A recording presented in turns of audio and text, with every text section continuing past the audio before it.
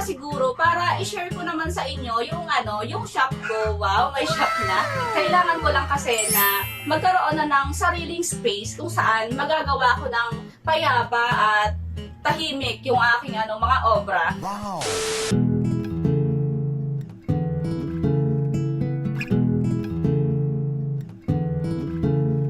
Hello guys! Welcome back sa aking YouTube channel. Ayan, long time no see, long time no vlog. At ang tagal no, nasa 6 months na yung huli kong upload ng video. At yun, kailangan ko nang i-update kasi baka tayo ay ma-demonetize. Sayang naman yung ating pinagpaguran. At yun na nga, pasensya na kayo ha kasi yun, yung reason ko lagi. Yun naman nga talaga. Nabisi talaga kasi alam niyo naman yung gantong tahian. Kapag medyo marami kang tanggap na tahi, talagang busy at yun yung kailangan ko kasing i-priority. Pero huwag kayong mag-alala kasi natutuwa ako dahil nasa 13k na ang ating subscribers at patuloy siyang lumalaki kahit na napakadalang ko makapag-upload. At salamat po sa inyo.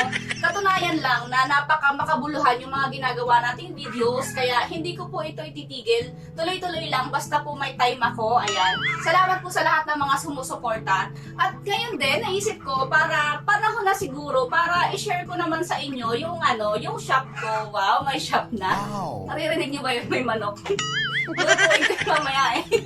Dito kung dumating yung pumasok yung 2024, ayun na nga, nag-decide na talaga ako na i-open itong aking tahian dahil hindi ko na kayang suluhin lahat ng trabaho sa bahay. Sa ngayon, meron akong dalawang mananahe. Ayan, hi kay Ate Arlene at kay Abby.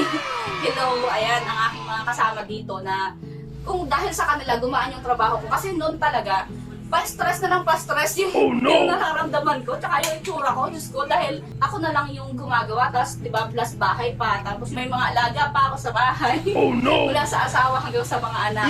At parang kinulang pa ako sa mga inaalagaan, no? Kasi kung mapapansin nyo, ayan, pregi ako ngayon, 5 months, at siguro sumabay na rin nga sa blessing ko ngayong taon, itong aming magiging baby. Kaya, kailangan kong pagplanuhan mabuti ang aking mga trabaho.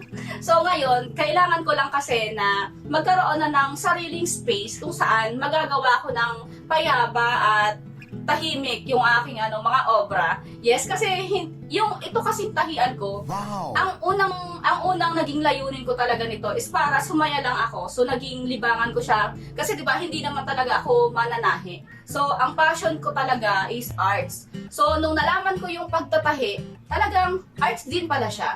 Kaya yun, na-enjoy ko siya ng todo at hindi ko inisip ang pera noon kasi ang inisip ko lang ay gumawa ng gumawa kasi yun naman talaga yung lagi kong ginagawa eh.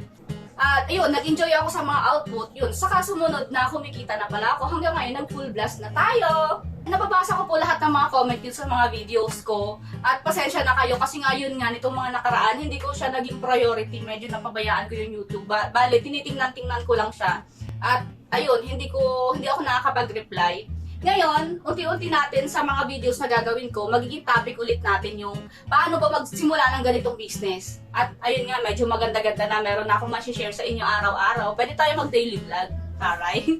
Kasi may mga nagtatanong doon, meron kasi akong video na ginawa na paano magsimula ng ganitong business. Parang yung vlog na yon nakatuon dun sa sideline yata mula sa sideline.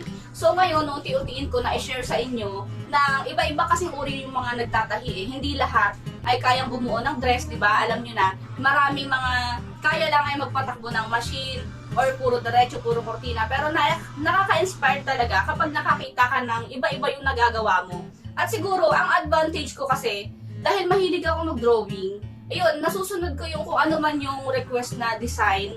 Pero minsan depende pa rin sa mood. Kaya sa mga nagpapagawa, sabi ko nga, kailangan advance kasi nilang, advance yung order. So, ang ginagawa ko parang 1 month lead time nung pagtatahi namin. Kasi minsan, minumuni-muni ko pa yan kapag mahirap. May mga mood kasi ako eh.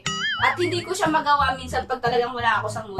So, masaya ako dahil nung nakuha ko itong pwesto na to, parang sakto lang siya sa akin ngayon dahil hindi ako sanay talaga gumawa ng yung maraming tao.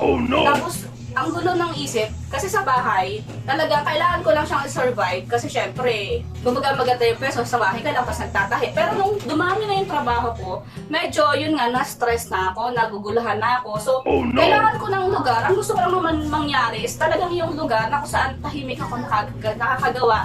At yun, nangyari siya dito. Alam mo yung kapag gumagawa ka, yung malaya ka nakakapagkalat.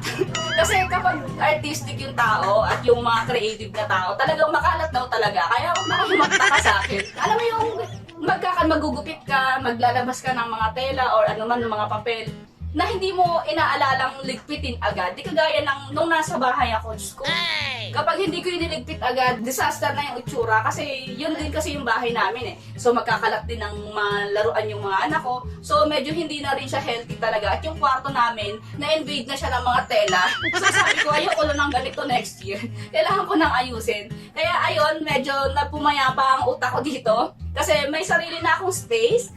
Ito nga yung ginagamit ko na mga makina. Ito yung iba dito na flex ko na. Parang nung nasa bahay ako, dalawa lang to eh. So ngayon, 3 na siya, nadagdagan na. At ayun, ito pa rin yung aking edging. Ayan sila. At mula nung nabili ko ta, parang ilang taon na ba? 2 years na yata. Sa mga magtatanong kung matibay ba. Ayun, okay naman siya. At nakakatuwa, yung binilhan ko nitong nitong siruba, nitong overlock ko. Maraming nagtatanong dyan at marami na rin akong nakarecommend na bumili dyan. Kaya shout out dun sa nabilhan ko. Ano bang Joy Commercial yata yun? Shout out po sa inyo kasi marami na akong na-recommend sa inyo na bumili at wala bang dyan. wala bang bonus dyan. Hindi naman nila alam eh. No? Wala akong cut dun wala akong kita dun. Basta yung mga nabibilhan ko ng maayos na gamit, ayun, kapag may nagtatanong sa akin, nire-recommend ko rin po sila. At itong huli kong sewing machine, nabili ko siya sa sa isang tahian na nagsara. So, ayun, nabili ko siya ng 7.5, naka-servo motor na, at ginrab ko na siya kasi mabibili mo yung 7.5 sa mga recon sa shop. So, ako parang namahalan ako nung kasi nagabit na siya eh. Pero nung pinatingnan ko siya dun sa technician na isinama ko, kinuha niya agad, sabi niya, okay na po to, sabi niya ganyan. Mura na rin dahil para ka na rin bumili sa shop kasi hindi pa naman siya laspag. Ayun, kinuha ko na siya. Ayan, bali 3 na yung single sewing machine natin at isang overlock. At sa mga nagtatanong, kasi syempre, nakakuha ako ngayon ng pwesto kung saan ako mananahe. Siguro yung tanong ng iba, magkano ba yung kailangan lahat? Yun din yung nababasa ko sa comment do sa iba ko pang videos kung na humihingi sila ng idea kung paano daw mag-put up ng ganitong business. Siguro sa susunod na vlog ay magta-topic ako ng tungkol lang dito. Pero bibigyan ko na rin kayo ng konting idea na nung lumabas kasi ako, ang totoo, bala kong sanang manghiram kasi wala naman talaga akong ipon na pang sarili na gawing puhunan. So, ang plano ko noon, manghiram ako ng 100k kasi ini-imagine ko na pag lumabas ako, kailangan ko pang ipaayos yung pwesto, tapos kailangan ko pang magdagdag. Ang bala ko kasi noon, magdagdag ng isang overlock.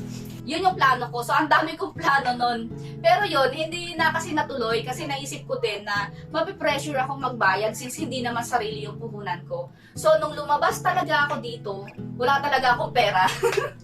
Ang binayaran ko lang is itong pwesto na makuha ko siya. So, yung advance deposit. At dahil yun naman kasing business na inilabas ko dito sa pwesto ay existing naman at talagang tumatakbo naman siya.